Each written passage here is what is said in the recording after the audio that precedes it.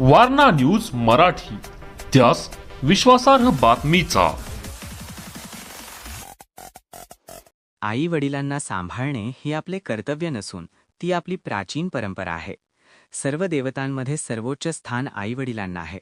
सर्वश्रेष्ठ आई वडील असून त्यांची सेवा करण्यात मोठा परमार्थ आहे।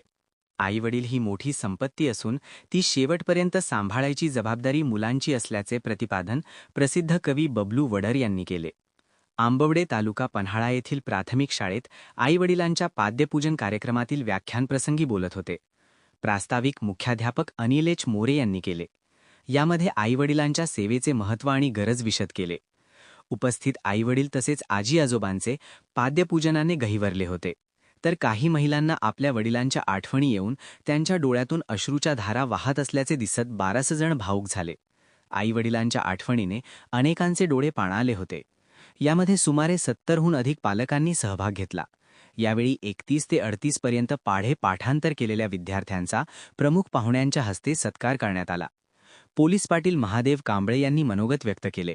शाळा व्यवस्थापन सदस्यांची प्रमुख उपस्थिती होती। वंदना पाटील, नितीन मानकर, राणी खांडीकर, सुजाता पाटील, भारती पाटील यांचे सहकार्य लाभले। नितीन मानकर यांनी आभार मानले। Subscribe now and press the bell icon. Never miss an update.